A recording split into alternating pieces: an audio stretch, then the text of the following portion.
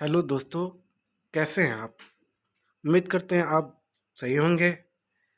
स्वागत है आपका हमारे channel GS with all TET में। दोस्तों, आज हम बात करेंगे बिहार में कैबिनेट बैठक में हुई कुल 16 एजेंडों पर लगी मुहर के बारे में। दोस्तों, बिहार में बहुत ही बड़ी वैकेंसी यानी कुल 20 लाख रोजगार देने पर बात बन गई है और यहाँ तक कि आज हुई कैबिनेट बैठक में 16 एजेंडों पर मुहर भी लग गई है। इसके साथ ही बिहार में मेडिकल के स्टूडेंट यानी नर्सिंग और फार्मेसी के लिए भी बहुत बड़ा तोहफा है, सरकारी कर्मचारियों के लिए भी बहुत बड़ा तोहफा है। तो आइए, क्या है पूरी खबर, इसके बारे में हम विस्तार से जानेंगे। सीएम नीतीश कुमार की अध्यक्षता में चल रही कैबिनेट की बैठक खत्म हो गई है। इस दौरान कुल 16 एजेंडों पर मुहर लगाई गई है। सरकार ने दुर्गा पूजा और दीपावली के मौके पर प्रदेशवासियों को बहुत बड़ा तोहफा दिया है। आज हुई कैबिनेट बैठक की मीटिंग में नीतीश कुमार और तेजस्वी की सरकार ने करीब 8,000 नए पदों के सृजन को स्वीकृति दी है। कई विभागों में नए पदों का सृजन किया जाएगा। 6,300 अमीनों के पदों को भरा जाएगा। साथ ही कई अन्य विभागों में बहाली निकाली जाएगी। फार्मेसी और नर्सिंग की पढ़ाई कर रहे छात्रों को भी दुर्गा पूजा और दीपावली का तोहफा दिया है। मेडिकल छात्रों के तर्ज पर फार्मेसी और नर्सिंग छात्र छात्राओं को इंटर्नशिप दिया जाएगा। इन छात्रों को 1,500 रुपया छात्रवृत्ति के तौर पर दिया जाएगा। बिहार वक्फ न्यायाधिकरण पटना के लिए एक ड्राइवर के पद का सृजन किया गया है। वैशाली में बुद्ध सम्यक दर्शन संग्रहालय सह समिति स्तूप की स्थापना और इसके संचालन के लिए विभिन्न कोटि के कुल 27 पदों के सृजन की स्वीकृति दी गई है। अरवल मंडल कारा में 102 पद और पालीगंज उप कारा के विभिन्न कोटि के 98 पदों के सृजन की स्वीकृति दी गई है। गृह विभाग के कुल 200 पदों को स्वीकृति दी गई है। राज्य के जलाशयों में समग्र मत्स्यिकी विकास के लिए बिहार राज्य जलाशय मात्स्यिकी नीति 2020 की स्वीकृति दी गई है।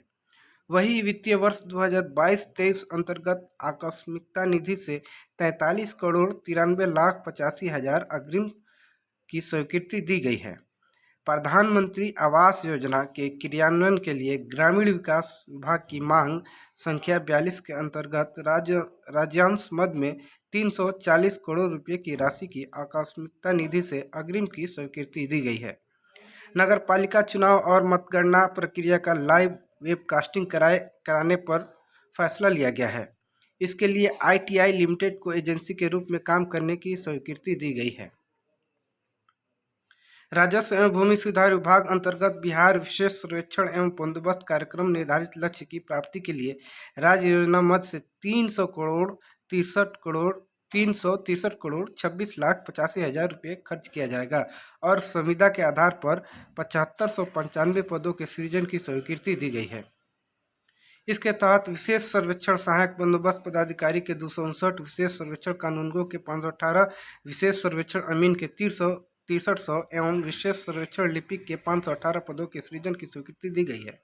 वहीं बिहार विधानमंडल सदस्यों के वेतन भत्ता और पेंशन नियमावली 2006 के नियम 15 में संशोधन की स्वीकृति दी गई है। बिहार विधान परिषद के कार्यकारी सचिव के पद पर अनुभवी पदाधिकारी विनोद कुमार निदेशक सह कार्यकारी सचिव की सेवानिवृत्ति के बाद संविदा का आधार पर 1 अक्टूबर 2022 से 1 वर्ष के लिए नियोजन किया गया है, जबकि बिहार न्यायिक सेवा के पदाधिकारियों का 1 जनवरी 2016 से वेतन पुनरीक्षण को कैबिनेट ने स्वीकृति दे दी है। तो दोस्तों, ये रहा आज का कैबिनेट बैठक में कुल 16 एजेंडों पर मुहर लग चुकी है और इसके कार्यान्वयन के लिए विभाग को निर्देश दे दिया गया है। तो ये रहा बिहार का आज बहुत ही सुनहरा अवसर और आज के दिन बिहार के युवाओं के लिए बहुत ही खास है। बिहार के युवा की उम्मीद यही थी कि सरकार हम लोगों के लिए कौन कौन से एजेंडों पर मुहर लगा सकती है और यह बिल्कुल उनके अनुरूप है और उनके अनुसार ही ये अच्छा लगा। हमारे चैनल से जुड़े रहें, सब्सक्राइब करें ताकि हम और भी इसी तरह के वीडियो को आप तक पहुंचाते रहें।